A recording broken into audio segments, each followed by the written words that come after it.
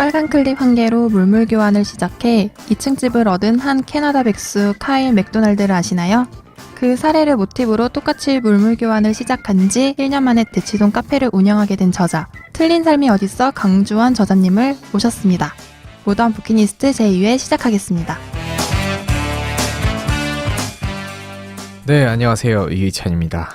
안녕하세요. 박하곱입니다. 지난 회차에서는 생각정리 스킬 저자 복주환 작가님과 함께했습니다. 삶에 대한 얘기도 나누고 생각정리 스킬이라는 책을 쓰게 된 배경, 그리고 책에서 다루고 있는 생각정리 도구까지 소개해 주셨는데요. 이번에 스튜디오에 모신 작가님도 사연이 많으신 분이에요. 바로 만나보겠습니다. 틀린 삶이 어딨어? 강주원 저자님 나오셨습니다. 안녕하세요. 네, 반갑습니다. 틀린 삶이 어딨어라는 책을 쓴 저자 강주원이고요. 지금 꿈톡이라는 청년 문화기획단체를 한 5년째 운영을 하고 있고, 그리고 2년 전부터 대치동의 레이지엔트라는 카페를 운영을 하고 있습니다.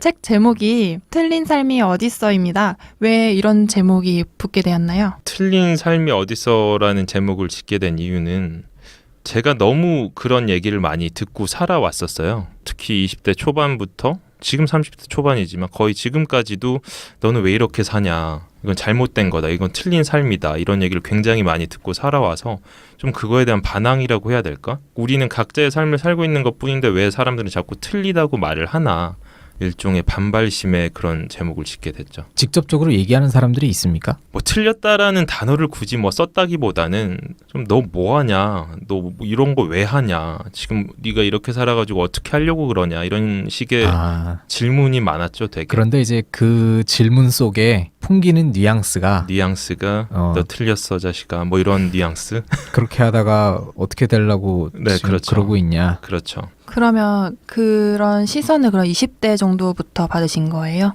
정확히 말하면 뭐 20대 초반에 군대를 다녀와서였나? 하여튼 뭐 다른 친구들은 뭐 취업 준비라든지 미래에 내가 어느 기업에 취업할 건지 이런 생각을 하고 있을 때 혼자서 좀 헛생각을 많이 했어요. 나는 어떻게 하면 행복하게 살 수 있을까? 행복이란 뭔가? 특히 그때 뭐 꿈이라는 단어가 한참 붐이었을 때가 있잖아요. 그때도 한참 내 꿈은 뭔가 막 이런 고민을 하고 있을까 주변에서 이상하게 쳐다보기 시작한 거죠. 사색을 좋아하는. 그렇게 타고난 것 같아요. 예전에 무슨 테스트 같은 거 해봤는데 자기 성찰 지능이 월등하게 높게 나오더라고요. 좀 그런 부분도 있는 것 같고. 이게 두 번째 책이더라고요. 맞아요. 아까 뭐 작가라는 표현이 굉장히 낯설게 느껴진다고 하셨는데 그렇죠. 벌써 두 번째 책이에요. 한 10권은 내야지 그런 게 낯설지 않게 느껴질 것 같은데. 첫 번째 책은 뭐에 대한 책이었나요? 첫 번째 책 제목은 우리는 부끄러운 청춘으로 살 수 없다라는 제목이었는데, 그때는 그런 걸 보여주고 싶었어요. 저자가 저뿐만이 아니라 그러니까 8명의 청년들의 이야기를 실은 책인데, 우리 청년들은 그냥 이렇게 살아가고 있다라는 걸 보여주고 싶었어요. 우리가 뭐 성공한 사람도 아니었고 그 사람들이 꿈톡에서 강연을 한 그런 사람들이었는데 전혀 성공한 사람들이 아니었고 뭐 사회적인 위치나 뭐 업적을 이룬 사람도 아니었어요. 근데 이런 친구들이 이 나이 때 그냥 이렇게 살아가고 있습니다라는 걸 그냥 담담하게 보여주고 싶은 마음이었죠. 그 책 인쇄도 못 받으셨다면서요? 그거 바로 말해도 되나요? 네, 뭐 인쇄 그렇죠. 뭐 그 출판사가 어딘지 뭐 굳이 말하지 않겠지만 뭐 네. 쳐보면 다 나오겠지만 그 책이 마지막 책은 아니었죠? 그 출판사에서. 그 이후로도 굉장히 왕성하게 그런가요? 많은 책들을 내고 있습니다. 근데 뭐 지금 여태까지도 지금까지도 그냥 잊어버리신 건 아닐까요? 뭐 근데 제가 뭐 카톡이나 뭐 이메일이나 이런 걸 많이 주고 드렸는데도 문자도 하고 했는데 뭐 답이 없으시니까 연락은 안 되는데 책은 계속 나온다. 그렇죠.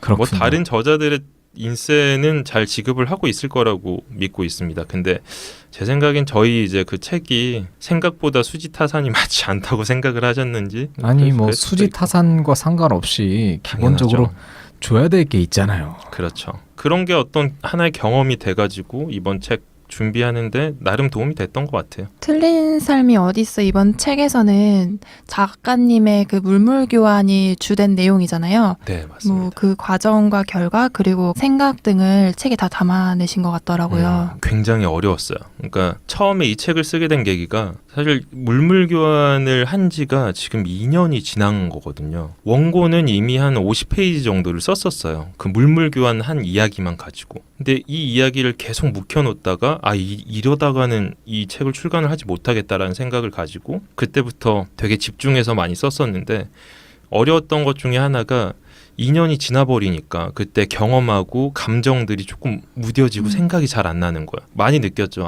글은 그 당시의 생각과 감정을 그대로 옮기는 게 최선이구나라는 걸 많이 느꼈어요.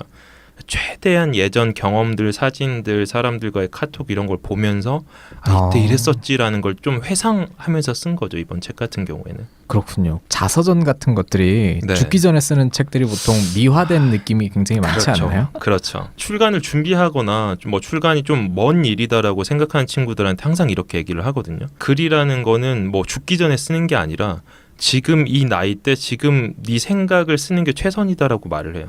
그러니까 지금 쓸 수 있는 거를 네가 죽기 전에 쓸 수 없을 것이다라고 말을 하거든요.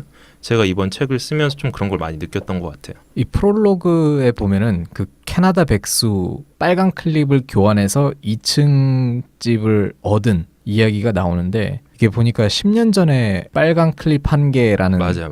책으로 나온 이야기인데 네. 저는 문득 그분이 궁금해지더라고요. 어떻게 지내실까? 그 빨간 클립으로 집을 얻어서 저도 궁금했어요. 이 책을 출간하기 전에 그 빨간 클립 한 개라는 책을 다시 보기도 했고 그리고 이 사람이 지금 뭐 하고 있나 궁금해서 인터넷 사이트도 들어가 봤어요. 저도 찾아봤는데 뭐 안 나오던데요? 근데 최근에 발견한 게 어느 지역에서 그 사람이 그 주제를 가지고 강연을 한 거예요. 지역 1년 전. 테드에. 네. 놀라웠던 게 그때 한 10년 전의 이야기를 가지고 아직도 강연을 하고 다니는 거예요. 그게 너무 신기하더라고요. 10년 넘게 우려먹고 있다는 거잖아요. 그 이야기를. 어떻게 보면 물물교환의 성공 사례잖아요. 그렇죠. 지금 꿈톡 공간을 얻은 것 자체가 이분을 한번 만나러 가야 되지 않나. 그런 아이디어를 제공해줘서 고맙다 정도 하고 그냥 악수 한번 하고 끝나지 않을까. 그럼 작가님의 물물 교환 프로젝트 이야기를 하기 앞서서 왜 이 프로젝트를 진행하게 됐는지가 궁금하거든요. 이 모든 건 언제부터 시작이었을까요? 그거를 떠올리게 된 게 제가 29살 때 그 은행 청원경찰을 하고 있었어요. 그때는 이제 당시에 돈을 벌여야 했으니까 한 일이었고 뭐 꿈톡을 하기 위해서 내가 살기는 해야 되니까 밥은 먹고 살아야 되니까 했던 게 은행 청원경찰이었는데 그때도 꿈톡을 시작한 지 한 2-3년 됐었나? 근데 그때도 항상 공간에 대한 욕심이 있었어요. 왜냐하면 저희가 청년들하고 고민을 나누는 토크쇼를 정기적으로 하는데 항상 공간 때문에 애를 먹었거든요. 뭐 처음에는 학교 강의실을 무료로 빌리다가 제가 거기 학교에서 알바하던 게 끝나버리니까 공간이 없어진 거잖아요. 그래서 뭐 무료 공간을 계속 찾아다니는 생활들을 계속했던 거죠. 그렇게 막 욕심이 있는 친구들도 아니고 뭐 꿈이 뭐 그렇게 거창한 친구들도 아닌데 꿈톡에 공간을 갖겠다라는 생각을 예전부터는 하고 있었어요. 근데 은행 청원경찰을 하다가 그냥 막 그때도 막 돈자루 나르고 힘들게 이제 일을 하다가 공간을 어떻게 하면 얻지? 어떻게 하면 얻을 수 있을까? 이런 생각을 하다가 갑자기 그 사례가 빵 하고 떠오른 거야. 빨간 클립. 그냥 그게 딱 빨간 클립이 떠오른 거야. 근데 되게 허무맹랑한 이야기잖아요. 이게 뭐 실화라고는 하지만 영화 같은 이야기고. 근데 그때는 이것만큼 저한테 현실적인 이야기가 없었던 것 같아요. 돈을 모아서 공간을 얻겠다라는 건 그 당시에는 뭐 상상할 수 없는 일이었고 누군가는 쉽게 할 수 있는 거지만 저한테는 그랬거든요. 근데 빨간 클립 한 개 그 사례는 너무 현실 가능한 게 일단 시작하는데 돈이 드는 게 아니잖아요. 그리고 이걸 만약에 실패한다고 해도 제가 잃을 게 없는 거예요. 그래서 이만큼 우리가 공간을 얻게 좋은 사례는 없겠구나라고 생각을 해서 멤버들한테 이제 단톡방에 딱 카톡을 남겼더니 애들이 다 재밌겠다. 대박이다. 뭐 이렇게 얘기를 하는 거예요. 저만큼 막 똘끼충만한 친구들이 많이 모인 그런 집단이라서 그렇게 시작을 하게 됐죠. 어떻게 보면 이런 활동들이 되게 평범하지 않다라고 사람들이 이야기할 만한 부분들이잖아요. 저는 입사도 해봤고 회사 생활 잠깐이지만 겪어봤는데 저는 그곳에서 일을 하시는 분들의 삶이 평범해 보이지 않았어요. 제가 보기엔 힘들고 터프한 삶이었고 그걸 버텨내면서 또는 뭐 자기가 그 직장 내에서 원하는 목적을 위해서 그렇게 달려가는 사람들이 저한테는 너무나 대단하게 보였거든요. 근데 남들은 이제 그게 아닌 거죠. 저는 오히려 입사해서 그런 사회에서 생각하는 평범한 일을 하는 게 저한테는 벅찼었고 오히려 퇴사를 하고 나서 이런저런 그냥 제가 하고 싶은 일을 하면서 생각 없이 그렇게 하는 삶이 저한테는 그냥 지극히 평범한 일상이었던 거죠. 근데 주변에 그런 친구들 있어요. 저 예전 한 영화를 봤는데 디제잉을 한 10년 동안 한 디제이가 있는데 하나도 안 알려졌어요. 그 사람의 이름이. 근데 그 사람이 똑같은 얘기를 하는 거예요. 남들은 자기 보고 특별하다고 음악하는 나를 특별하다고 하는데 나는 그 사람들이 더 특별하다고. 나는 이 음악하고 디제잉하는 게 나한테는 지극히 평범한 일이라고 하는데 그때 너무 공감을 했었죠. 그래서 그 기준을 어디에 두느냐에 따라서 뭐 평범하다, 평범하지 않다라고 말을 할 수 있는 거지 절대적으로 평범하다 그런 건 없다고 생각을 하거든요. 회사를 잠시 다녔었잖아요. 네. 근데 그 입사 과정을 보면은 입사를 상당히 좀 수월하게 하신 것 같더라고요. 아, 왜 수월하게 했다고 생각이 들었냐면요. 저도 대학생활 내내 방황을 하셨다고 써놨어요. 그래서 그 방황의 정도와 수준이 범위가 어느 정도였는지도 사실 좀 궁금하거든요. 제가 했던 방황은 대학교를 때려치거나 이런 방황이 아니었어요. 막 그냥 대학 때려쳐 뭐 이런 방황이 아니라 저는 기본적으로 부모님의 말을 잘 듣고 이런 게 남아 있었거든요. 대학 때. 고등학교 때도 되게 부모님의 기대를 충족시키고자 공부 열심히 했었고 근데 그 안에서 심적 방황을 많이 한 거죠. 그 사회적으로 주어진 루틴을 충실하게 겉으로는 실행을 하면서 내면으로는 혼자 막 골맛 썩어가는 거죠. 그런 심적 방황들 되게 내적 많이 갈등이 많았다. 내적 갈등이 굉장히 많았죠. 아까 말했지만 자아 성찰지는 굉장히 높은 친구였다고. 그래서 그런 방황들을 많이 해서 취업했을 때는 그래도 이제 사회에 맞춰준 그런 기준에 따라갔던 것들이 뭐 마이너스 될 만큼은 아니었으니까 그래도 수월하게 좀 운이 좋게 붙은 케이스라고 생각을 하고 있어요. 그때는 뭘 해야 될지 모르니까 그냥 이렇게 살고 싶을까 싶다라는 막연한 뜬구름 잡는 같은 생각만 있었지 뭘 해야 될지는 전혀 몰랐으니까 일단 4학년 막학기가 왔고 남들은 주변에서 이제 취업 준비를 하고 그 당시에 저는 이제 대학교 내에서 알바를 하고 있을 때였는데 그냥 인터넷에 들어가 보니까 공고들이 막 떠 있는 거예요. 나도 이제 뭐 토익이나 이런 것도 땄었고 학점도 나쁘지 않게 관리는 한 상태였고 근데 내가 과연 취업을 해야 되나 말아야 되나 취업이 과연 옳은 길인가 이런 내적 갈등은 계속 하고 있었지만 그냥 나도 모르게 떠밀려가듯 한번 써본 거죠. 그냥 뭐 자소서, 그 이력서 이런 걸 써서 지원을 했어요. 근데 그게 이렇게 말하면 되게 재수없게 들릴 수도 있는데 진짜 운이 좋게 서류가 붙은 거예요. 그때 이제 직무에 관련된 그때 영업 관리라는 직무였는데 직무에 관련된 뭐 이해도도 하나도 없었고 그냥 제가 지금 생각하기에는 그 책에도 이제 나왔지만 되게 헛소리를 많이 써놨었어요. 그러니까 이게 영업 관리인데 영업직 문제 알았던 거죠. 왜냐하면 내가 예전에 벤처회사에서 영업 뭐 인턴을 해봤으니까 그냥 이거 영업일 거라 생각하고 쓴 게 갑자기 합격이 된 거예요. 그래가지고 그냥 정말 운이 좋게 서류는 통과를 했죠. 그래서 면접 같은 경우도 사실 운이 좋았다고밖에 표현을 못할 것 같아요.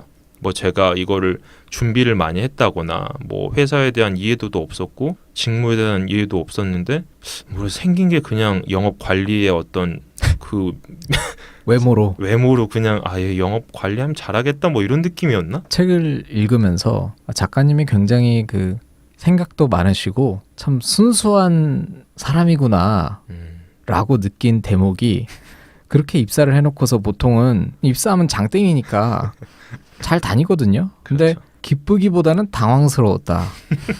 이게 과연 옳은 것일까? 보통 그런 생각하지 않습니다. 그냥 땡큐지. 좋고. 그러니까요. 입사 이제 통보를 받고 나서도 소리는 질렀어요. 그 알바를 하고 있었는데 옆에 이제 스님분들 저는 이제 불교대학원 학과 사무실에서 알바를 할 때였는데 스님 막 주지 스님들이 앉아 있어서 야 이렇게 할 수는 없고 막 이 정도의 탄성 같은 건 질렀죠. 근데 그러고 나서 생각을 해보니까 과연 내가 여기를 가서 일을 하는 게 맞는 걸까? 보통 대부분의 사람은 5에서 끝납니다. 말했잖아요. 원학자 성찰성이 높아서 그러니까요. 과연 이게 맞는 길일까를 들어가고 나서도 계속했지만 들어가기 전에도 이제 갈등은 했었죠. 왜 그만두셨어요? 그럼? 그 책에도 뭐 많이 나와 있지만 그냥 쉽게 말하면 딱 하나였어요.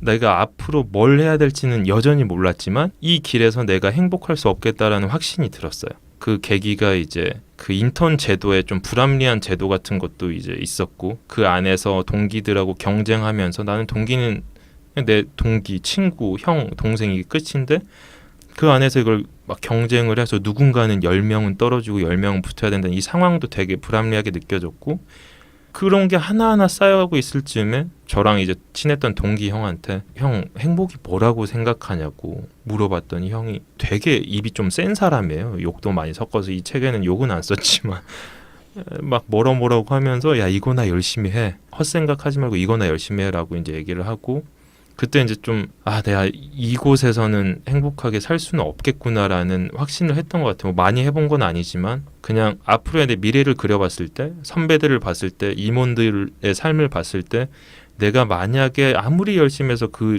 위치에 올라간다고 한들 나는 저기서 행복감을 느낄 수 없겠구나라는 확신이 들었던 것 같아요. 근데 그때 거기서 이제 제도의 불합리함과 네. 동기들과의 어쩔 수 없는 경쟁 그리고 동기 형아 형아. 형하죠.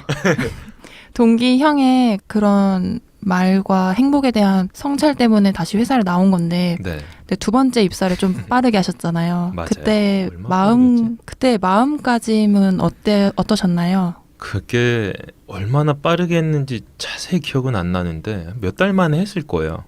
그 사이에 이제 책에서 생략된 과정이 있는데 퇴사를 하고 나서 또 공공기관에서 뭐 위촉연구원이라는 타이틀을 가지고 좀 계약직 알바 같은 거 사실 알바 같은 위치인데 이제 학교의 교수님이 너 여기서 일을 해라. 퇴사하고 그냥 놀지 말고 여기서 좀 생각하면서 일도 해라 해서 4개월 동안 일을 하고 있었죠. 저는 항상 돈을 벌어야 하는 입장이었으니까 집을 이제 월세도 내야 되고 생활도 해야 됐으니까 근데 거기서 또 생활을 하다 보니까 그냥 또 막연하게 불안함이 밀려오는 거예요. 나 이러다가 그냥 여기서 알바 같은 월급 받으면서 이렇게 계속 살면은 안 되지 않을까? 그러니까 저도 이 책에서는 뭔가 되게 사람들이 이 책 보고 저를 되게 우직하고 뭔가 곱고 신념 가득하고 이런 사람을 보는데 저는 그냥 계속 흔들리고 있었던 거예요. 그런 갈등이 계속해서 있었고 근데 저 갈등이 심하게 있었죠.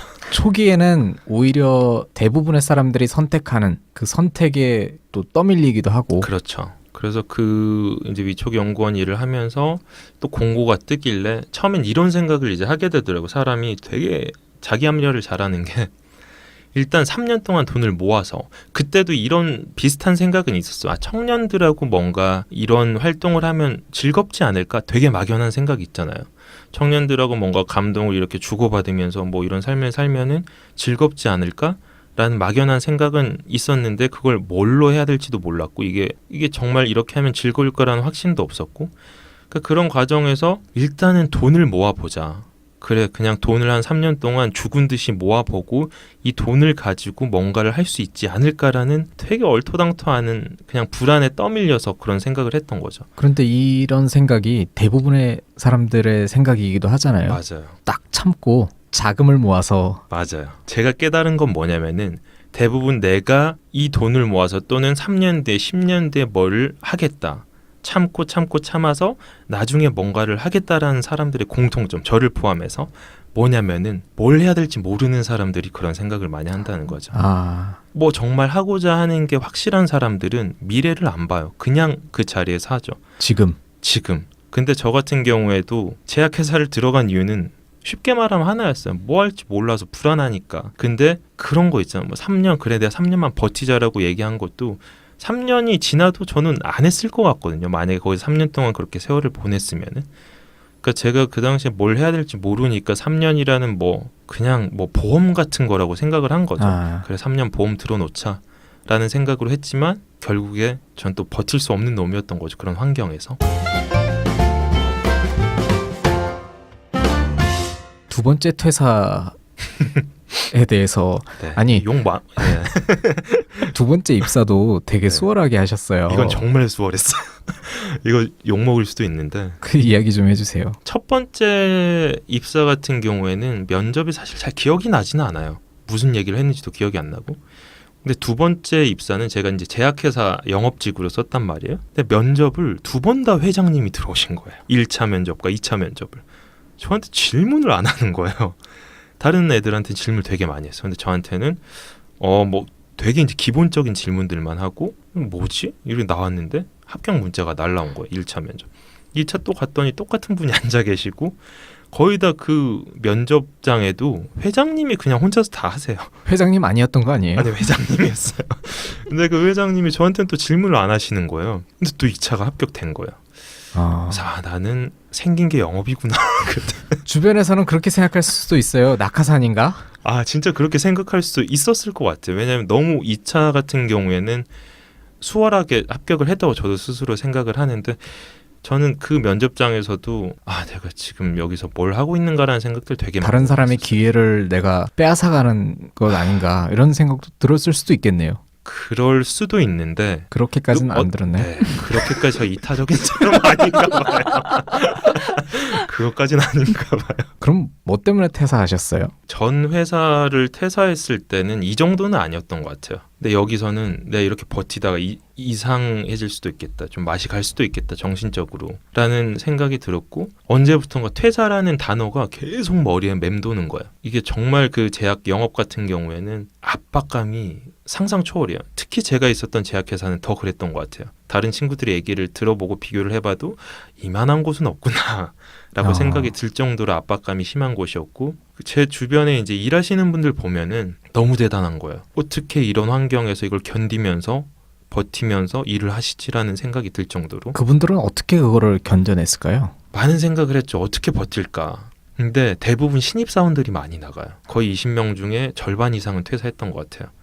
근데 그 이상의 사람들은 버티고 있는 거예요. 그래서 중간이 없었어요. 근데 보면은 자기 이상의 책임감을 가지고 있으신 분들, 가정이나 자식이나 이런 분들이 이런 게 있는 분들이 정말 이를 악물고 버티시는 것 같아요. 그래서 저는 일단 저만 책임지면 되는 입장이니까 굳이 내가 나를 책임지면 되는데 여기서 일할 필요가 있나라는 생각도 들고 그렇죠. 내가 여기서 버티다가 진짜 골로 갈 수도 있겠구나라는 생각이 좀 심하게 들었었어요. 그러다가 한 번은 술을 진탕 마시고 퇴사를 해야겠다. 술김에 마음을 먹고 다음날 아침에 일어나서 새벽 6시에 술 취한 상태로 일어나서 머리도 안 감고 갔더니 경비 아저씨 딱 한 분이 계신 거예요.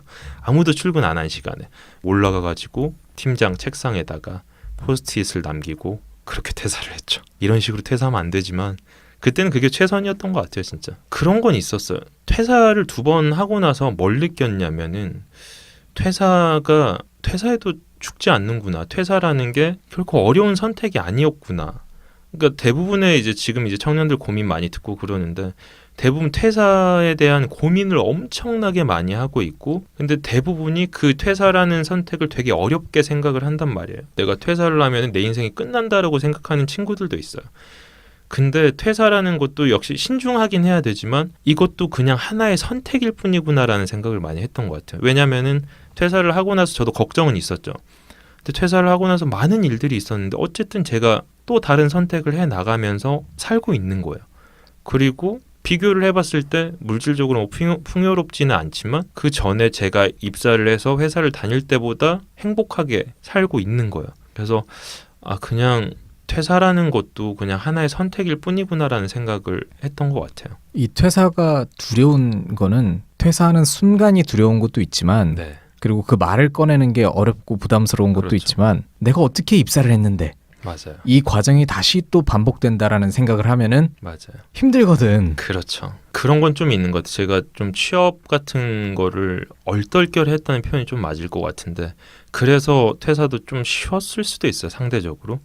근데 취업 하나를 위해서 몇 년을 쏟아 바쳐서 겨우겨우 입사한 친구들은 퇴사를 쉽게 못해요. 그리고 회사 생활에 대한 마음가짐도 좀 다를 수 있어요. 결코 그 친구들도 안에서 갈등을 안 하는 건 아니더라고요. 근데 퇴사를 하는데 더 많은 고민과 시간이 드는 거죠. 아까 그래서 그 포스트잇 붙여놓고 퇴사를 하셨다 그랬는데 뭐라고 쓰셨어요? 개인적인 사정이 있어서 퇴사하겠습니다라고 적었던 것 같은데 책에는 잘 기억 안 나죠. 근데 거짓말 했던 것 같아요. 포스트잇에다가 아무도 사직서에는 진실을 말하지 않는다고. 그렇죠. 저 뭐 솔직히 말하면은 욕 쓰고 나왔을 것 같아요. 아, 저 여기 먹 같아서 그냥 퇴사합니다. 또는 저 도저히 버틸 수 없어서 퇴사하겠습니다가 가장 솔직한 퇴사 이유였을 건데 뭐 어쩌고 뭘 새로운 걸 하기 위해서 뭐 그런 개인적인 그런 게 있어서 갑니다라고 한 3줄 정도로 많이 썼네요. 네, 그 정신에 술 취해가지고 뭘 적었는지 기억은 안 나지만 하여튼 그래도 이제 지점장이 있어요. 지점장 책상에 안 붙이고 팀장 책상에 붙였어요. 왜냐면은 이유가 있었나요? 아, 지점장은 거의 괴물이었거든요. 그 사람은 인간이 아니었거든요. 와, 정말 이런 사람도 있구나라는 거를 이 사람 책상에는 못 붙이겠더라고요. 근데 저도 이걸 보면서 좀 이해는 됐어요. 왜냐면은 당장 나부터 살아야 되거든. 아, 진짜 그 집단이 나를 배려했다면은 네. 그런 생각을 안 했을 수도 있겠지만 그렇죠. 그러니까 제가 지금까지 퇴사를 하면서 이렇게 좀 끝을 좀 더럽다 그래야 되나 이렇게 끝낸 적은 한 번도 없거든요. 저는 아직도 첫 번째 입사했던 동기 형들 아직도 연락해요. 그 형 행복이 뭐라고 하세요라고 했던 형 있잖아요. 책 낸 걸 이제 알고 전화가 왔어요. 그 정도로 이제 사이를 이제 친하게 이제 관계를 유지를. 본인 이야기가 여기 담겼다는 걸 그래서 알고 그걸 있네요. 물어보더라고요. 야, 그 엄청 나야? 취해서 연락 왔어요. 그래가지고 야, 이거 누구야? 나야 얘야 막 그런 거야. 형이에요 형. 그러니까 나야 씨. 아씨.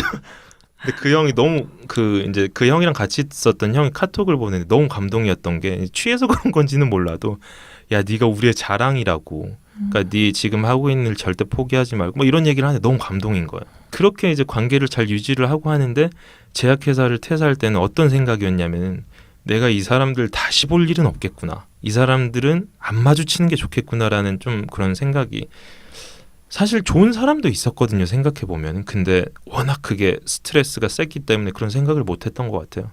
좀 극단적인 선택이었지만 그때 당시로서는 뭐 할 수 그래, 있었던 맞아요. 최선이 아니었나. 그랬던 것 같습니다. 아마 누구나 한 번쯤은 그런 끝맺음이 있었을 것 같기도 해요. 맞아요. 살면서 누구나 다 깔끔하게 헤어질 순 없잖아요. 맞아요. 헤어질 때 하는 생각은 저 사람 다시 볼 일 없겠구나.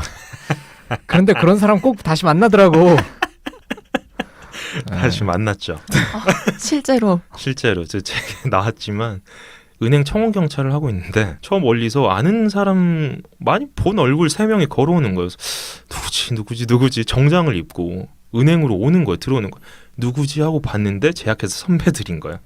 하필 제가 이제 종합병원 쪽에 있었는데 그쪽 선배들 3명이 들어오는 거예요. 근데 제가 저도 모르게 숨는 거예요. 막 이 사람들 그러니까 얼굴을 피한 거죠. 영업사원들은 은행 뭐 업무도 하고 그러니까 이제 그것 때문에 왔겠지만 그 사람들이 갈 때까지 그냥 어디 막 다른 데 가 있었어요. 일부러 얼굴 안 마주치려고. 지금 생각하면 내가 왜 그랬을까 뭐 이런 생각 들죠. 총을 꺼내야 됐었는데. 가스총을 꺼내가지고 쏴버렸어요. 청원경찰 가스총 항상 차고 있거든요. 그러니까요. 그걸 쏴버렸어야 되는데 내가 왜 이걸 피했을까.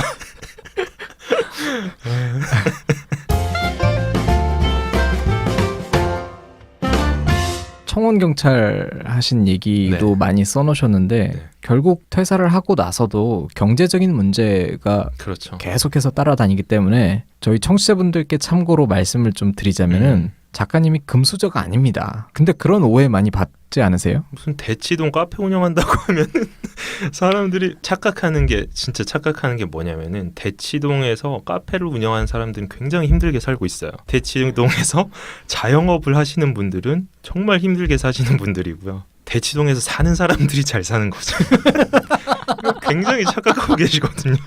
맞는 말이에요. 네, 그래서 대치동에서 카페 운영한다고 하면 뭔가 되게 대치동? 막 이래요. 근데 대치동에서 이미 와 하죠. 그렇죠. 근데 정말 이상한 생각들이고요. 그렇다고 제가 정말 뭐 찢어지게 가난한 정도는 아니었어요. 그러니까 요즘에 뭐 대학을 학자금 대출 받고 다니시는 분도 굉장히 많잖아요. 저는 생활비는 제가 어떻게든 벌어서 뭐 호주 5월이나 이런 거 가서 벌어와가지고 썼지만 학자금 대출을 받을 정도는 아니었던 거예요. 저희 부모님도 되게 힘들게 이렇게 사셨지만 자식들한테 그런 걸 이제 물려주고 싶지는 않으셔서 학자금 대출 같은 경우는 안 받게끔 최대한 노력을 하신 것 같아요. 그래서 저희 집이 막 정말 뭐 밥도 못 먹을 정도로 힘든 집안은 아니었지만 그랬어요. 뭐 월세 사는 것도 좀 벅차서 어디 지역의 기숙사 같은 되게 싸게 한데 그 뭐 월에 16만 원 그런 기숙사에 들어가려고 했었고 거기서 이제 대학 생활을 대부분 보냈었고 그렇게 살아왔었죠. 청원 경찰도 하셨지만 저는 그 사이에 뭐라고 하나요? 생동성 알바라고 아, 하나요? 네. 그 생동성 알바 그거 보고 되게 좀 놀랐어요. 이거를 이제 안 해본 사람들은 낯설고 위험한 거 아니야? 뭐 이런 저도 그냥 그렇죠. 잘 모르겠어요. 저도 뭐 얼마나 위험하고 이런 건 잘 모르겠는데 제 상식선에서는 제약회사도 다녀보고 했으니까 뭐 사람들이 생각하는 것만큼 위험하지 않구나. 그리고 제 친구가 이미 선 경험을 한 친구가 있어서 아, 이 그렇구나. 친구가 또 해봤다고 하길래 그냥 괜찮겠구나라는 생각으로 했는데 와 가보니까 너무 깜짝 놀랐어요. 그 대부분이 청년들인 거예요. 병원에 그 대기를 하고 있는 거예요. 이것도 그 한번 1차적인 테스트를 거치고 오케이가 떨어져야지 할 수 있는 거거든요. 붙어야 되는 거네요. 와 근데 그게 좀 충격인 거죠. 그것마저 떨어진 진짜 떨어져서 가는 쓸쓸하게 가는 사람도 있어요. 저는 뭔가 되게 객관적인 입장에서 그 현장을 바라봤던 것 같아요. 저도 뭐 책에는 월세를 내야 되기 때문에 뭐 했다고 하지만 사실 알바를 하면 됐었거든요. 근데 거기 온 친구들 보면은 공부하는 친구들이 그렇게 많았던 것 같아요. 근데 그 친구들은 알바를 하는 게 시간이 아까운 거죠. 공부를 해야 되는데 알바를 할 시간이 없어서 이거는 그냥 그 실험을 하면서도 그냥 공부할 수 있고 그게 끝나고 나면 고액이 떨어지니까 이걸 이제 근데 한 3달에 한 번씩 할 수 있는 걸로 알고 있거든요. 어떻게 하나요, 공부를? 어쨌든 주사 바늘이 꽂혀 있을 거 아니에요. 이게 뭐 네. 테스트를 해야 되니까 한 팔밖에 못 쓰는 거예요. 그래서 한 팔엔 주사 바늘이 있고 한 팔에는 이제 펜을 쥐고 옆에는 제가 봤을 때 토익 공부하는 친구가 있었고 제 오른쪽에는 고시 공부 공무원이었는지 고시 공부였는지 그런 거 하는 친구가 있었죠. 되게 씁쓸한 장면이었어요. 사실 책 읽으면서. 근데 이만큼 대한민국 청년들의 현실을 잘 보여주는 현장이 없겠구나라는 생각을 그 당시에도 했었어요. 이거 많이들 모르고 있지만 지금 이게 대한민국 청년들의 실상을 보여주는 게 아닌가. 사람들은 뭐 꿈을 가져라, 뭐 이상을 펼쳐라, 뭐 윗사람들은 말은 하지만 그런 환경이 전혀 되지 않은 상태에서 청년들한테 꿈과 이상을 강요하면은 이런 현실이 벌어집니다라는 걸 보여줄 수 있는 제약회사를 그만두니까 어떤 현상이 벌어졌냐면은 모든 게 그냥 다 좋은 거야. 해방감이 그러니까 그 전에 엄청난 스트레스에 억압돼 있는 상태에서 전 불면증 되게 심했거든요. 제약회사 다니면서 악몽도 10일 연달아 꾸고 막 이런 게 심했는데 이게 끝나고 나니까 바로 그날 그냥 너무 잠을 잘 잔 거예요. 그 다음부터 되게 이런 활동들 많이 했어요. 청년들 만나서 고민 많이 나누고 이런 활동들도 되게 막 활동적으로 하고 그냥 뭐 일은 아무거나 해도 된다는 생각이었어요. 야, 내가 제약회사 지금 그때 다닐 때보다 뭐 불행한 게 뭐가 있겠어라는 생각으로 알바를 해도 즐겁고 행사장 단기 알바도 많이 했거든요. 코엑스에서 뭐 단기 알바도 하고 뭐 이런 거 하는 때 다 즐거운 거예요. 그래서 뭐 이 알바 할 때도 그냥 밥 주고 그냥 나는 영화 좋아하니까 영화 계속 보고 자고 일어나서 또 영화 보고 영화도 한 6편 봤나? 그렇게 막 내가 자괴감이 든다거나 이걸 내가 왜 하고 있지라는 생각은 그 당시에는 안 들었던 것 같아요. 그럼 제약회사를 이제 퇴사를 하고 나서 꿈톡을 바로 시작하신 거예요? 원래 이제 꿈톡 이전에 꿈다방이라는 이름으로 지금 말하면 되게 좀 창피한 이름이긴 한데 뭐 꿈다방 꿈톡의 전신이죠. 그렇죠. 그런 활동들을 계속했어요. 뭐 한두 명씩 만나서 카페에서 만나서 이야기하고 이런 활동을 하다가 꿈톡을 시작한 거는 꽤나 시간이 한참 지나서 그런데 그 꿈다방은 왜 시작하신 거예요? 그냥 그런 생각이었어요. 꿈다방은 언제 최초로 시작했냐면 사실 제약회사 입사하기 전에 시작을 했었고 제약회사 때 아무것도 못하다가 그게 끝나고 나서 꿈다방을 엄청 열심히 한 거죠.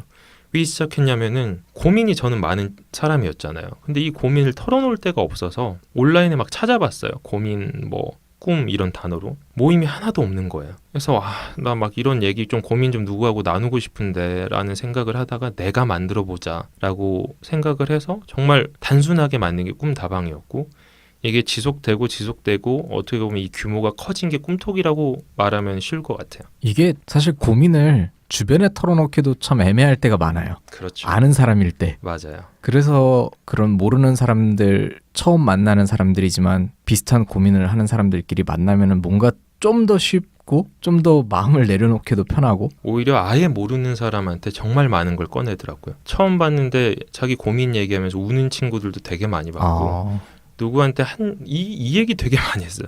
근데 이거 아무한테도 안 하는 얘기인데 여기서 한다라는 얘기 되게 많이 했거든요. 이거 부모님한테도 내 초등학교 친구한테도 안 하는 얘기라고. 근데 저한테 하고 있는 거예요. 그 친구들이. 그러니까 그만큼 정말 아프고 깊은 고민들은 주변에 나눌 수가 없었던 거예요. 오히려 그런 고민을 같이 하고 있는 친구들 그런 친구들한테는 쉽게 하는 거를 주변 사람들은 공감 못하는 사람이 너무 많았던 거죠. 이런 그림이 떠올라요. 마치 작가님이 고해성사를 들어주는 신부님의 그런 이미지? 비슷한 역할이었던 것 같은데. 네. 네. 그러면은 이제 꿈다방에서 꿈톡으로 넘어가면서 그때는 이미 어떤 나름대로의 빅픽처를 그리고 있었나요? 전혀 없었죠. 뭔가 목표지향적이고 이런 사람이 전혀 아니었어서 그 꿈톡을 시작할 때도 꿈톡이 뭐 향후에 이렇게 돼서 뭘 이렇게 수익 구조를 만들어서 뭘 하겠다라는 생각은 전혀 없었고 그냥 정말 단순하게 꿈다방에서 만났던 연지라는 동생이 이 얘기를 딱 던졌어요. 오빠 이야기 말고 다른 사람들 이야기도 좀 들어보고 싶다. 오빠가 뭐 많은 사람들 만나지 않았냐. 다른 사람들 이야기 들어보고 싶어 라는 말이 그냥 저한테 너무 와닿은 거예요. 내가 지금까지 만났던 친구들의 얘기를 다른 사람한테 들려주면 재밌겠다라는 생각을 해서 시작한 게 사실 꿈톡 1회였어요. 강연이었죠. 그러니까 4명, 저를 포함한 4명의 친구들이 강연을 해본 적도 없는 친구들이었어요. 그런 친구들이 강연을 하고 청중은 한 20명 정도 됐고 그게 꿈톡의 1회였죠. 근데 그 이후로 너무 또 재밌어서 꿈다방을 했듯이 그냥 너무 재밌어서 계속 하다 보니까 지금의 꿈톡이 되게 된 거죠. 청원 경찰 일을 하고 계셨을 때 그때가 꿈톡이 되게 성장을 많이 했다고 맞아요. 하거든요. 저희가 8월 달마다 청년광복 페스티벌이란 걸 했어요. 그 당시에 DDP에서 815명의 청중들을 모객을 해서 강연을 했었고 되게 성공적으로 그땐 DDP가 아니라 중구국민회관이었구나. 처음으로 815명을 모객을 한 거죠. 그리고 꿈톡의 저자들 아까 말씀드린 우리는 부끄러운 청춘으로 살 수 없다라는 책도 그때 출간을 했었고 계속해서 매 달마다 하다 보니까 꿈톡을 알게 된 사람들도 많아졌고 뭐 SNS 채널도 되게 확장을 많이 했었고 그때 꿈톡이 가장 빨리 성장을 했던 것 같아요. 자꾸 뭔가 만나고 모임을 만들고 하면은 돈이 들어가잖아요. 어떤 뚜렷한 수익 구조가 없으면은 오래 버티기가 1년 넘게 버티기가 쉽지 않고 어떻게 버티셨어요? 이걸 좀 철저히 분리하려고 노력 많이 했던 것 같아요. 대부분의 사람들이 이런 뭐 사업을 생각하고 청년 사업 한다라는 친구도 있어요. 뭔 말인지 도무지 모르겠는데 무슨 사업을 위해서 뭔가를 시작하는 친구들의 끝은 뭐냐면은 사업성이 안 보일 때, 수익 구조가 생기지 않을 때, 아니면 그 수익이 안 날 때가 끝이란 말이죠. 근데 그런 걸 주변에서 너무 많이 봤어요. 근데 꿈톡 같은 경우에는 사람들은 주변에서 다 똑같은 얘기했어요. 너 이 정도 사람 모을 수 있으면 이거 가지고 뭐 해봐. 뭐 티켓을 팔든지 아니면 뭐랑 조인해서 뭘 해보든지 뭘 해봐. 막 그래야 수익이 생기고 너도 이것만 할 수 있지 않냐라고 말을 많이 했죠. 일반적인 경우죠. 그렇죠. 근데 저는 무슨 생각을 했냐면은 와 내가 이런 생각을 하는 순간 그냥 꿈톡이 끝이겠구나라는 생각을 했어요. 그리고 저는 경영학과 나왔고 아무도 안 믿겠지만 정말요? 전 경영학과를 나왔습니다. 근데 아무리 수익 구조, 뭐 사업 가능성을 봐도 꿈톡은 사업의 어떤 그런 게 전혀 아니거든요. 그러니까 저는 이걸 철저히 분리했어요. 꿈톡은 그냥 내 행복을 위해서 쓰자. 그리고 돈은 다른 데서 벌자. 멤버들한테도 똑같이 얘기했어요. 야, 우리 꿈톡을 놀이터로 생각하자. 우리 그냥 직장 생활하고 지치잖아. 꿈톡 놀이터야. 꿈톡에서 뭘 하려고 하지 말자. 각자의 삶은 각자가 책임져라. 라는 저도 그러고 있고 친구들도 다 근데 다 똑같은 생각이었어요. 그런 친구들이 모여 있으니까 이런 바보 같은 짓들도 하고 뭐 이런 재미난 일들도 하고 그래서 그걸 철저히 분리하다 보니까 오히려 더 마음이 편해지고 뭐 직장 생활 같은 데서 얻은 스트레스 같은 것도 꿈톡 그냥 하면서 같이 풀고 그랬던 것 같아요. 근데 지금 꿈톡이 진행되고 있는 공간을 마련하기 위해서 물물 교환을 시작하게 됐잖아요. 근데 저는 궁금했던 게 이게 한국 현실에서 가능할 거라고 생각을 하고 하신 건지. 아마 그런 생각 없으셨을 것 같아요. 정확합니다. 그런 생각을 하실 분이면 안 했을 것 같아요. 이거를. 저는 이제 좀 뭐라 그래야지? 좀 삶의 개똥 철학이라 그래야 되나? 저만의 믿는 게 있어요. 저는 뭐 종교는 없지만 제가 믿는 철학 같은 건 있거든요. 그러니까 삶의 미래는 없어요. 저는 어떻게 생각하면 현재가 있고 과거 사람들이 이제 현재를 중심으로 과거랑 미래라고 표현을 하잖아요. 근데 과거는 바꿔 말하면은 지나간 현재고 미래는 다가올 현재라고 생각을 하거든요. 그러니까 오직 현재밖에 없는 거예요. 우리한테는. 근데 뭐 우리가 뭐 꿈톡이나 물물 교환을 뭐 10년 뒤, 1년 뒤 이런 거 바라봐봤자 뭐 하겠어요. 근데 그냥 내일 당장 갑자기 마음이 바뀌어서 그만둘 수도 있고. 근데 원래 그런 좀 믿음을 가지고 사는 사람이기 때문에 뭔가를 시작할 때 이게 현실 가능하겠다라고 생각을 하지를 않은 거예요. 그냥 하는 거죠. 그냥. 그렇죠. 재밌겠다? 이거 하면 재밌겠다. 잃을 거 없겠다. 재밌겠다. 뭐 이 정도인 것 같아요. 뭔가를 할 때 가장 확실한 방법은 그냥 하는 거죠. 해보는 거죠. 그냥 맞습니다. 저희 팟캐스트와 같이.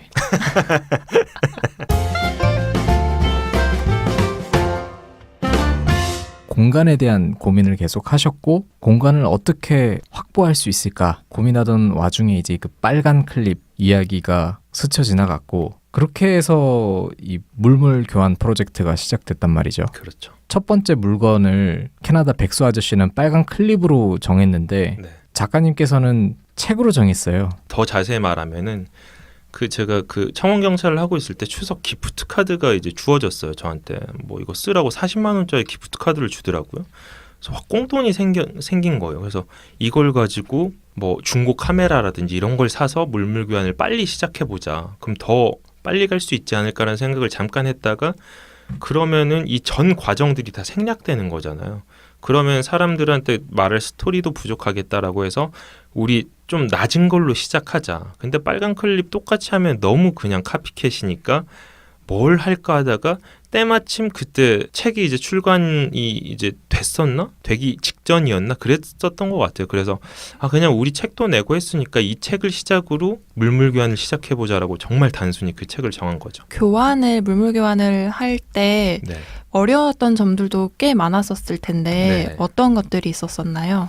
물물 교환을 할 때 고민과 어려운 점은 물물 교환이 진행이 안 될 때 정말 이거 그 순서도만 보면은 딱딱딱딱 해가지고 와 이렇게 됐네잖아요. 근데 그 과정이 생략된 상황에서 보면은 그렇죠. 굉장히 쉬워 보이죠. 굉장히 쉽고 이 책에도 많은 걸 담지는 못했어요. 그때 정말 물물 교환이 이거 이대로 중단되나 싶을 때도 있었고 내가 왜 이 물건을 택했을까 스스로 왜 그랬을까 이게 주신 분한테는 고맙지만 내가 왜 그랬을까 이런 순간들도 있었고 이제 뭘 할 수 있지? 심지어 저희 그 중고나라에도 한번 올려봤어요. 마케팅 채널들 홍보 수단들이 다 떨어져서 중고나라에도 올려보고 근데 반응은 없고 이런 기간이 길어질수록 어떻게 홍보를 할 수 있지? 어떻게 홍보를 할 수 있을까라는 고민이 굉장히 많이 늘어났었죠. 어떤 물건을 이제 확보하게 됐는데 그 물건하고 바꾸자는 사람이 나타나잖아요. 그렇죠. 근데 그 사람이 제시하는 물건이 또 마음에 안 들 수도 있고 아니면 어떤 그렇죠. 생각했던 기준에 부합하지 않을 수도 있고 이 물건하고 교환할 만한 가치가 있는가? 그런 생각들이 많았을 것 같아요. 초반에는 물건의 어떤 가치라 그래야 되나 그런 게 되게 이제 낮은 것들이었잖아요. 뭐 책하고 교환합시다라고 하면 뭐 연필, 뭐 비슷한 책 아니면 뭐 이런 것들이니까 그때는 이제 되게 많이 들어왔어요. 그 물물 교환하자라는 사람의 제의가 많이 들어오고 그때는 이제 약간의 고민이 있었지만 나중에 가면 갈수록 물건의 어떤 가치가 점점 올라갈수록 사람들이 지원을 안 하는 거예요. 부담스러우니까. 부담스럽죠. 그러니까 책 같은 경우는 아무거나 그냥 제시할 수 있잖아요. 근데 나중에 뭐 큰 물건이 이제 되면 될수록 비싼 물건이 이제 들어오면 들어올수록 물건이 안 들어와서 고민이 많았죠. 어떤 물건이 거쳐갔습니까? 이 물물 교환 프로젝트로. 처음에 이제 책으로 시작했다가 그 엽서로 바뀌었어요. 긁으면은 검정색에서 금색으로 바뀐 스크래치 엽서. 근데 그 엽서가 찻잔 세트로 바뀌었어요. 독일제 찻잔 세트. 그리고 그 찻잔 세트가 디퓨저 세트는 좀 사연이 있는데 그 시각장애인 분들이 만든 디퓨저 세트였어요. 그리고 그 디퓨저 세트가 그림으로 갔어요. 이 그림에서 한참 이제 정체기가 있다가 이 그림이 쇼파로 바뀐 거죠. 쇼파가 첼로로 바뀌고 그 첼로가 고프로 액션캠으로 바뀌고 그 액션캠이 되게 비싼 시계로 바뀌었었죠. 그리고 이제 이 시계에서 어마어마한 정체기를 가지고 이거 그냥 끝났나? 이런 생각이 들 즈음에 갑자기 좀 이상하신 나도 잘 이해는 안 되지만 그때 한 분이 갑자기 나타나서 카페의 운영을 이제 우리한테 맡긴 거죠. 지금 꿈톡의 공간. 그렇죠. 꿈톡의 공간. 그분을 인터뷰해보고 싶네요. 그 카페를 이제 운영하게 되신 거잖아요. 네. 실제로 카페를 운영해보니까 어떤가요? 쉽지 않아요. 딱 한마디입니다. 쉽지 않습니다. 분명히 말했어요. 그 카페를 이제 넘겨주신 그 형님이 쉽지 않을 거다라고 얘기는 누누이 했어요. 들리겠어요? 그냥 신났지. 근데 막상 운영을 해보니까 정말 쉽지 않은 거예요. 그리고 저는 요즘에 그냥 쉽게 못 지나쳐요. 그 소상공인 분들 또는 뭐 같은 이제 카페 업종을 하시는 분들이 카운터에 가만히 앉아 계시는 모습을 보면은 슬퍼요. 예전엔 지나가다 그런 분들 보면 좋다, 부럽다 이렇게 앉아서 책도 보고 막 음악도 듣고 어떤 감상을 하고 그렇죠. 그런 분들의 시선이 저는 보여요. 손님 오나? 손님이 내려오나 나를 보면서. 근데 내가 지나가면은 다시 아이고 웃으면 안 되는 거 생각해보니까 굉장히 그런 것들이 많이 보입니다. 감정이입이 많이 되시겠네요. 네, 정말 소상공인 분들 존경스럽죠. 그걸 많이 보여요. 저희 상권도 제가 생각하기엔 굉장히 열악한 상권이에요. 뭐 변명일 수도 있지만 쉽지 않은 상권입니다. 주변에 보면은 수많은 것들이 망했어요. 저희 옆에 와인 가게가 있었어요. 꽤 오래된 걸로 알고 있는데 없어진 거예요. 그리고 건너편에 빵집이 호기롭게 생겼더라고요. 근데 6개월 만에 또 문을 닫고 정말 쉽지 않습니다. 레이지엔트 지금 맡은 지 얼마나 되셨죠? 2년 됐습니다. 그래도 경영학을 나오셨으니까 한 2년 정도는 버티고 있는 게 아닌가. 관련 없는 것 같은데. 전혀 관련이 없습니까? 경영학이라기보다는 꿈톡을 하면서 그런 것들을 많이 터득했거든요. SNS, 뭐 블로그 어떻게 해야 되나. 왜냐하면 저희는 홍보를 해서 사람들을 모아야 했으니까 그런 걸 어떻게 다뤄야 되나 막 진짜 뭐 맨바닥 헤엄하면서 이렇게 공부를 많이 했는데 그런 것들이 많이 도움이 돼서 지금 카페 같은 경우에는 커피를 많이 팔 수 있는 상권은 아니라서 그 외에 이 장소를 빌려주면서 대관 사업을 많이 하고 있죠. 그래서 이걸로 많이 버티고 있는 것 같아요. 그 주변에 뭐 스타벅스라든가 뭐가 많다면서요. 많이 들어섰다면서요. 그렇죠. 저희가 운영을 하기 전에는 아무것도 없었어요. 근데 왜 또 우리가 운영을 하니까 갑자기 이제 건너편이었어요. 그래도 횡단보도 하나 건너서 바로 앞에 스타벅스가 들어서는 거예요. 그래도 뭐 스타벅스는 건너편이니까 횡단보도 하나 건너야 되니까 그래 뭐 이 정도는 괜찮다. 근데 바로 옆에 또 건물이 막 다 부서지고 지어지고 있는 거여서 그럼 뭐지 하고 물어보니까 커피빈이래요. 근데 2층짜리인 거예요. 바로 옆에. 저희는 심지어 지하인데 2층짜리 커피빈이 들어오고 나서 타격 굉장히 지금까지도 영향을 미치고 있어요. 그리고 또 심한 거는 골목 몰랐어요. 근데 그 카페 자주 오는 손님이 말해줘서 알았는데 자기 회사 사람들이 다 거길 간다는 거예요. 가보니까 골목에 이제 프랜차이즈인지 뭔지 모르겠는데 생과일 주스 뭐 전문점이 생긴 거예요. 말도 안 되는 가격에 음료를 판매를 하는 거죠. 뭐 생과일 주스 3,000원. 말이 안 되는 가격이거든요. 왜 그러시는지 모르겠지만 어쨌든 전략이겠죠. 박리담에. 그러니까 그 손님들이 분산이 된 거죠. 그리고 저희가 이제 프랜차이즈에 뭐 견줄 만한 경쟁력이라고 하면 음료 같은 거 사실 비교가 잘 안 될 수 있거든요. 대관 사업을 그래서 많이 하시는 것 같은데 네. 어떤 대관들이 들어옵니까? 별의별 대관이 다 들어옵니다. 뭐 파티, 강연, 공연, 뭐 세미나, 회사 워크숍도 하루 종일 하는 데도 많고요. 뭐 생일 파티, 군대 간다고 파티해주고 뭐 별의별 걸 다요. 정말 좀 기억에 남는 이벤트 있습니까? 저는 이 세계를 처음 봤거든요. 코스프레 하시는 분들이 코스프레 대관. 왜 이렇게 웃기지? 근데 저도 이게 좀 새로운 문화잖아요. 어떻게 놉니까? 그냥 자기들끼리 그 코스프레 옷을 입고 그냥 이렇게 노는 거예요. 그리고 뭐 캐릭터를 좋아하시는 분들이 있을 거 아니에요. 그 캐릭터를 보러 오시는 거예요. 그러니까 주최자들이 코스프레를 하고 그걸 보러 관람객들이 오는 거죠. 돈을 내고? 그건 뭐 모르겠는데 아마 입장료가 있지 않을까요? 그런 대관도 했었고 자주 좀 정기적으로 하시는 분들도 있고. 그게 네. 지하에서 해야 되는 거고 1층에서는 할 수가 없는 거일 수도 있겠구나. 어려운 네, 저는 자주 보니까 이게 하나의 문화구나라는 걸 이제 깨달아가고 있는데 절대 코스튬 플레이를 비하하는 게 아닙니다. 그렇죠. 근데 일본 같은 경우 이게 정말 유명하잖아요. 꿈톡을 찾아오시는 분들이 다 대부분 보면 공통점이 미래에 관한 고민, 꿈에 대한 고민 이런 네. 것 때문에 오시는데 작가님은 언제부터 좀 본격적으로 미래, 꿈에 대한 생각을 하셨어요? 그게 20대 초반인가요? 그게 20대 초반이죠. 고등학교 때도 생각해보니까 남들보다 더 심하게 했던 것 같고 20살 때 대학교에 입학을 하고 나서 그게 본격적으로 시작됐었고 군대 가서도 꿈에 관련된 책들을 모조리 다 찾아봤어요. 그러면 꿈이 찾아질 줄 알았거든요. 바로 이제 호주 워홀을 가서도 저는 영어 공부를 뭘로 했냐면은 막 그런 거 있잖아요. 동기부여 강연가 브라이언 트레이시 이런 거를 녹음을 따가지고 그걸 계속 들었어요. 거의 그냥 20대 초중반을 그냥 나는 어떻게 살아야 할까라는 질문을 가지고 산 것 같아요. 꿈톡에 오는 사람들은 보통 그럼 어떤 질문을, 어떤 고민을 들고 오나요? 정말 다양한데 크게 둘로 나누자면 그거예요. 저 뭐 해야 될지 모르겠어요. 첫 번째. 그리고 두 번째는 나는 뭘 하고 싶은데 못 하겠어요. 뭐 어떤 이유들은 이제 다양하겠죠. 뭐 부모님 때문이라든지 뭐 현실적인 어려움이라든지. 근데 나는 뭔가를 하고 있고 예를 들어서 뭐 꿈을 가지고 있는데 이걸 어떻게 해야 될지 모르겠어요. 잘 못하겠어요. 라는 고민인 거죠. 크게 그렇게 두 가지 고민인 거예요. 나이대는 주로 20대 중반. 이게 남녀가 좀 다른 것 같아요. 아무래도 그 원인도 생각을 해봤거든요. 근데 남자는 군대가 있잖아요. 그래서 군대 2년 빼면 똑같은 거예요. 남자들은 20대 중반에서 20대 후반, 여성분들은 20대 초반에서 20대 중반이 많이 오는 것 같아요. 작가님께서 생각하시기에는 스스로 느끼기에 예전에 비해서 그래도 내적 갈등, 흔들림이 조금은 그래도 덜해졌다. 이런 걸 느끼세요? 이런 과정들을 거치면서? 저는 굉장히 많이 내적 갈등이 정말 예전에 100이라고 치면은 100이 최대치라고 쳤을 때 예전엔 100이었던 것 같아요.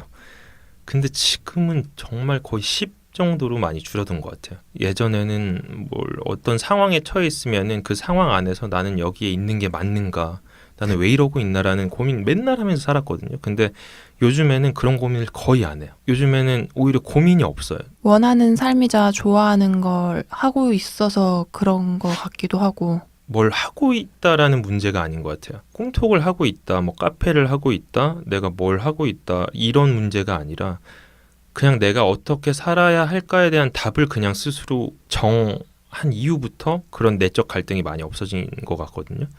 그러니까 아까 말씀드렸듯이 저는 종교는 없지만 제가 믿고 이제 살아가는 신념 같은 게 있어요. 예전부터 뭐 고전 독서 토론 동아리도 제가 만들어서 계속 했었고 고전을 계속 한참 읽을 때 있었는데 그때 실존주의 철학이라는 거를 처음 알게 됐고 제가 무슨 뭐 머리가 똑똑해가지고 그 철학이 뭐다 이렇게 완전히 다 말할 수는 없겠지만 실존주의 철학은 막 어려운 게 아니라 정말 그 철학가들도 말하는 게 행동하는 철학이라고 하거든요. 근데 그 사람들이 말하는 게 딱 키워드 3개만 꼽자면은 자유, 선택, 책임이거든요. 그러니까 인간은 그냥 자유로운 존재라는 거예요. 우리가 어디 정해진 게 아니라 예를 들어서 나는 강주원이란 남자잖아요. 사회적으로는.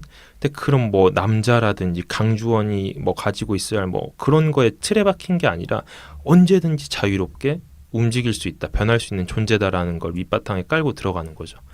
그래서 인간은 언제든지 선택을 할 수 있고 그 선택에 대한 책임을 지며 살아가면 된다라고 얘기를 하거든요. 그 죽음의 수용소라는 책 있잖아요. 빅터 프랭클 박사도 말하는 게 정말 그 열악한 환경 안에서도 그 죽음의 수용소 그 안에서도 인간은 선택할 힘을 가지고 있다라고 얘기를 하거든요. 그러니까 내가 지금 굶어 죽어감에도 불구하고 내 손에 있는 빵을 옆에 굶어 죽어가는 사람을 위해 줄 수 있는 선택을 할 수 있다라고 얘기를 하거든요. 그러니까 살아가면서 이런 걸 믿으면서 살아가면서 이런저런 경험들을 정말 많이 했을 거 아니에요, 저도. 근데 그런 걸 겪으면서 느낀 게 나는 앞으로도 언제든지 자유롭게 살아가면 되겠구나. 근데 그 자유라는 건 뭐냐라고 이제 물어보신다면은 내가 언제든지 선택할 수 있고 그 선택에 대한 결과를 언제든지 내가 책임질 수 있다라는 그 마음의 준비가 됐을 때 나는 자유롭게 살 수 있고 그게 곧 내 행복이구나라는 결론을 내렸어요. 그게 제가 그토록 저한테 질문을 많이 했다고 했잖아요. 어떻게 살아야 될 것인가? 행복이랑 뭔가? 근데 저한테 행복은 그런 거예요. 저는 그래서 그렇게 살 수 있을 때 행복하게 살 수 있다라고 말을 할 수 있는 거고 그래서 그 이후부터는 별 고민이 없는 거예요. 청원경찰 같은 경우에도 왜 내가 이렇게 당당할까? 청원경찰을 하면서 예전보다 당당할 수 있을까를 생각을 해봤어요. 뭐 제약회사 다닐 때나 이럴 때보다 왜 당당할까라는 걸 많이 생각해봤는데 내가 선택한 게 굉장히 큰 거예요. 그러니까 내가 선택한 거라고 말할 수 있는 거야 남들한테. 내가 어쩔 수 없이 했어가 아니라 이거 내가 한 거야. 내가 선택한 거야. 왜? 나는 돈은 벌어야 돼. 왜? 꿈톡을 하고 싶으니까. 근데 꿈톡에서 돈은 벌 수 없으니까 내가 돈 벌 수 있는 뭔가를 해야 되는데 시간은 가장 안 뺏기고 그래도 그냥 할 만한 그냥 청원경찰 했어라고 말을 할 수 있는 거죠. 근데 예전에는 너 이거 왜 해라고 물어보면 나도 모르겠어. 어쩔 수 없었어라는 얘기를 많이 했거든요. 근데 그게 가장 크게 변한 거죠. 그 이후에 모든 거는 사실 이 물물교환이 끝나고 나서 카페를 주겠다고 했잖아요. 근데 덜컥 겁먹어서 내가 안 할 거야 라고 할 수도 있었어요. 나는 그래도 상관없다고 생각해요. 왜냐하면 그걸 내가 선택한 거면. 하지만은 그거를 내가 하겠다고 선택을 한 거고 그 이후로 그렇게 살아오고 있고. 그래서 앞으로도 뭐 어떤 결과가 일어날지도 모르겠고 뭐 제가 어떤 선택을 할지도 모르겠는데 너 왜 그래? 또 왜라는 질문을 하겠죠. 근데 저한테 이제 그런 건 별로 중요하지 않은 것 같아요. 자기 자신을 위한 선택을 더 많이 하는 거고, 근데 그 과정이 일반적인 삶은 아니잖아요. 뭐 직장을 다니고 퇴근을 하고 쉬는 네네. 삶은 아니니까. 근데 그런 모습을 보이다 보면은 주변에서 되게 용기 있는 사람이다, 결단력 있다, 이런 평을 많이 들으실 것 같은데 네. 실제로 어떠세요? 용기 넘치는 사람으로 사람들이 오해를 하는 것 같아요. 저도 계속 불안하고 흔들리면서 그 과정에서 그냥 내가 할 수 있는 선택을 계속 하면서 살아가는 건데, 근데 이게 저는 틀린 삶이 없어가 제 책 제목이잖아요. 근데 이번에 출간 기념회 하면서도 많은 얘기를 했거든요, 이거에 대해서. 근데 사전에서 틀리다는 얘기를 다 지우고 싶다라는 생각을 했어요. 특히 이제 삶에 있어서는 틀린 삶이 진짜 없는데 사람들은 자꾸 이분법적으로 나누잖아요. 틀린 삶, 옳은 삶, 일반적인 삶, 뭐 아닌 특별한 삶, 평범한 삶 막 이렇게 나누잖아요. 근데 삶은 뭐 다른 거에는 있을 수도 있어요. 뭐 수학 문제에서는 틀린 게 있을 수도 있고. 근데 삶에서는 절대 그런 게 없다라고 말을 하고 싶어요. 정답이 없으니까요. 정답도 없고 일반적인 삶도 없어요. 그냥 삶이 있을 뿐. 각자의 삶이 자꾸 이거를 어떤 건 어떤 삶이고 어떤 건 어떤 삶이다라고 규정을 해버리면은 사람들은 누군가는 틀린 사람이 되거든요. 누군가는 옳은 삶이 되고. 그러니까 그 자체의 규정을 안 하는 게 굉장히 중요하다고 생각을 하고, 질문을 이제 일반적인 삶이 아니라고 말씀을 하셨는데 그게 어떻게 보면 요즘에 이제 사회에서 그냥 바라보는 시선인 거죠. 나라는 사람은 사회적인 기준에서 봤을 사회적인 때 기준에서 일반적인 사람이 아니다. 근데 그런 시선을 걷어내는 게 제일 중요한 거 아닐까라는 생각을 하거든요. 그러면은 사실 제 기준에서는 용기 있는 사람이 어떤 사람이면은 회사에서 일을 하는 사람들이 정말 용기 있는 사람들이에요. 왜냐면 정말 내 기준에서는 그 사람들은 베팅을 하는 사람들이에요. 몇백 대 1의 경쟁률을 그렇죠. 뚫고 특히 뭐 공사나 공무원 시험 준비하시는 분들 그렇죠. 저는 굉장히 시험 준비하시는 분들도 정말 대단한 게 저는 그런 거 할 자신 없거든요. 그 몇백 대 1의 경쟁률을 뚫기 위해서 이 하나를 몇 년 동안 준비하는 그 삶을 살 용기가 없어요. 근데 제가 보기엔 그런 사람들이 정말 용기 있는 사람들인 거죠. 그 어느 거에 기준을 두느냐에 따라서 그냥 다 그렇게 말할 수 있는 것 같아요. 결국에는 사실 작가님은 자신을 위한 선택을 하면서 사는 거잖아요. 그렇죠. 제일 어려운 부분이기도 하고요. 네. 나 자신을 위한 선택을 하겠다라고 마음 먹고 시작하는 사람들한테 해주고 싶은 얘기가 있을까요? 뭐 남들이 아니라고 얘기를 해도 왜 하냐고 질문을 해도 그 사람들은 결국 자기 삶으로 돌아가요. 이렇게 조언이나 충고를 막 던지고 결국에는 자기들의 삶을 산단 말이에요. 신경 안 써요. 근데 자꾸 우리는 그들이 하는 말이나 시선에 흔들리잖아요. 근데 그런 거 자기만큼 자기 삶을 진지하게 고민하는 사람 자기밖에 없어. 자기만큼 이렇게 진지하게 고민하는 사람들이 없는데 마치 그런 거예요. 남들은 어떤 한 사람의 삶을 그냥 TV 프로그램처럼 생각할걸요. 그냥 재밌는 TV. 그런 정도로밖에 생각 안 할 것 그리고 같아요. 거기에다가 코멘트를 다는 거죠. 코멘트 달죠. 막 댓글 다는 거죠. 아씨 막 이렇게. 왜 연기가 저래? 맞아, 것처럼. 맞아. 근데 결국에 끝까지 남아서 혼자 고민한 사람은 그냥 자기 자신이거든요. 그래서 자기 자신이 치열하게 고민했고 거기에 대해서 선택을 했으면은 그냥 그렇게 계속했으면 좋겠어요. 그리고 제일 중요한 거는 나중에 결과가 자기가 생각한 대로 안 나올 가능성이 커요. 매우 큽니다. 원래 인생은 그래요. 정말 큽니다. 근데 그럼에도 불구하고 그냥 인생은 원래 그런 거예요. 근데 그 결과에 대해서 실망은 하겠죠. 굉장히 뼈아픈 뭐 그런 결과가 될 수 있을 테고. 근데 그게 중요한 게 아니라 자기가 그 결과는 여러분들이 선택을 해서 당연히 이루어진 결과들이 아니라 수많은 선택과 수많은 뭐 환경과 이런 거에 좌지우지돼서 어떤 결과가 나온 거란 말이죠. 근데 그 결과가 나왔을 때 그저 그냥 또 앞으로 또 다른 선택을 해 나가면 되는 거예요. 그 전의 선택이 절대 틀리지 않았다라고 생각했으면 좋겠어요. 오늘의 강주원 어떤 수식어는 붙이지 않겠습니다. 오늘의 강주원을 만든 혹은 읽게 해준 추천도서, 추천도서. 책 뭐가 있을까요? 아까 살짝 얘기를 드렸지만 실존주의 철학 굉장히 많이 좋아하고 하기 때문에 항상 추천하는 책이 있어요. 제가 뭐 10시간 떠드는 것보다 이 책 한 권을 한 3번 정도 돌려보면은 내가 지금 하는 얘기들이 그냥 그래서 강주원이 이런 얘기를 지금 하고 다니는구나라는 걸 알 수 있을 건데 실존주의자로 사는 법이라는 게리 콕스라는 저자가 쓴 책이거든요. 실존주의자로 사는 법. 근데 실존주의 철학 보려면은 뭐 뭘 봐야 될지 모르겠잖아요. 뭐 사르트르 무슨 막 하이데거. 근데 그런 책들을 어떻게 볼 것이며 이해도 잘 안 되잖아요. 근데 저는 그런 실존주의 철학에 막 철학적으로 뭔가 공부를 하고 싶다라는 생각보다는 그런 삶을 살고 싶다라는 생각을 했거든요. 근데 이 책에 정말 집약돼서 제가 생각하고 지금 말하고 있는 모든 것들이 다 들어있는 것 같아요. 네, 그럼 두 번째 책은요? 저는 인문고전을 좋아했고 지금 사실 좀 잘 안 읽게 됐는데 지금도 읽으면 예전에 읽었던 책을 다시 보는 타입이지 뭐 이게 저자로서 할 말인가 싶기도 하지만 이런 말이 있어요. 그 누가 그랬지? 10년이 지나지 않는 책은 보지 않는다라는 말을 한 분이 계시거든요. 근데 저도 좀 그런 타입이에요. 사실 제 에세이를 냈지만 제가 독자였으면은 저 같은 타입의 사람은 보지 않을 책이구나라는 생각은 가끔 해요. 왜냐면은 고전이란 거는 어쨌든 검증이 된 거라고 생각을 하거든요. 그래서 저는 그런 책들을 주로 봐서 뭐 굳이 추천을 하자면은 뭐 러셀의 행복의 정의라는 책, 그것도 한참 행복에 대해서 관심 많을 때 봤었고, 뭐 쇼펜하우어의 행복론, 그래서 행복은 없다라고 막 주장하는 그런 책들 보면서 되게 신선했었고. 네. 그렇군요. 네.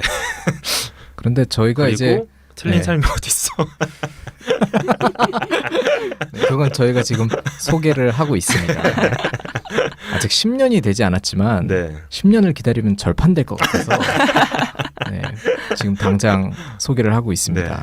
그리고 강주원 작가님의 SNS 계정을 좀 알려주세요. 네. 꿈톡 행사가 있거나 강주원 작가님이 주최하는 행사라든가 기획하는 이벤트들이 있을 때마다 좀 받아볼 수 있도록 SNS를 알려주세요. 꿈톡 같은 경우에는 페이스북 페이지가 있는데요. 그냥 페이스북 검색창에다가 꿈톡을 치시면 나와요.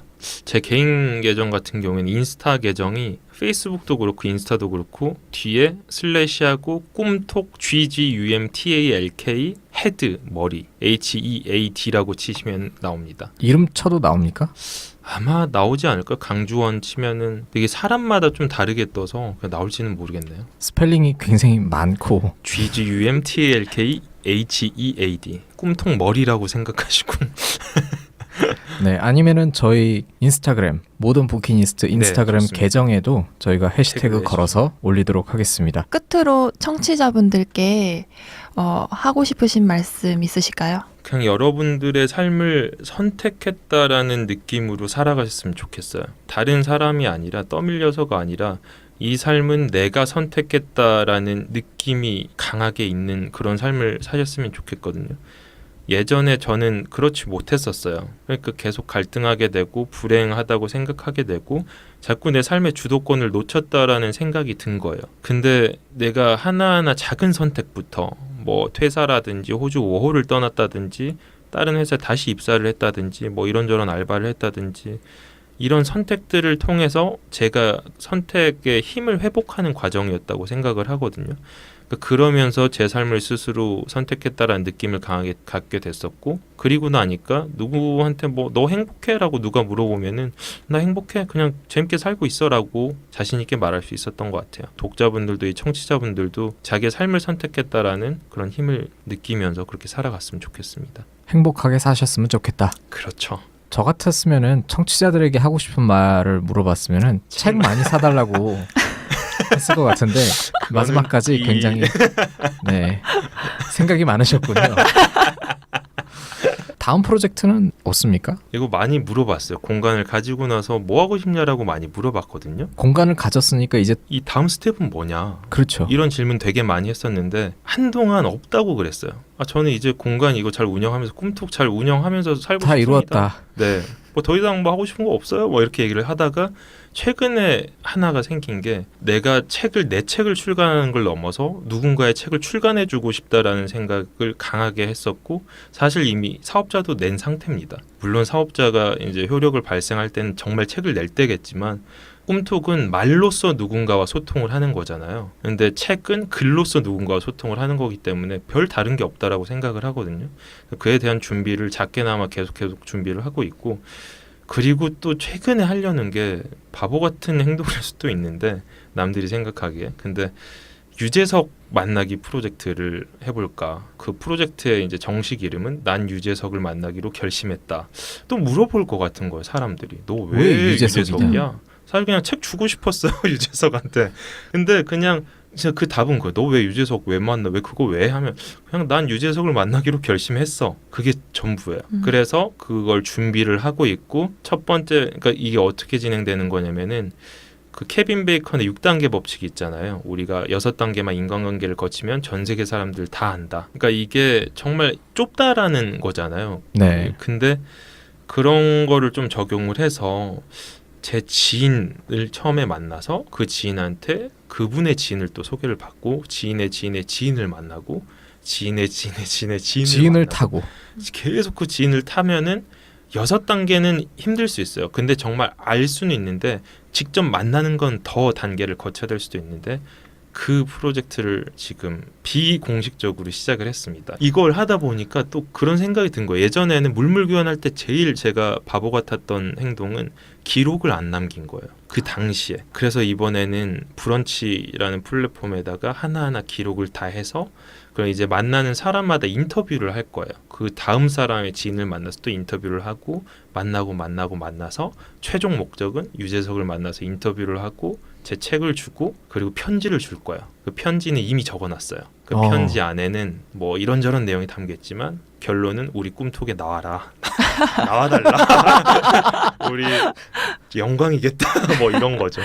뭐 이게 현실이 될지 안 될지는 모르겠지만 아까도 말씀드렸듯이 결과가 중요하다기보다는 저는 이 과정이 너무 재밌을 것 같은 거예요. 그래서 유재석까지 사실 생각 안 하고 그냥 일단 시작하는 거죠.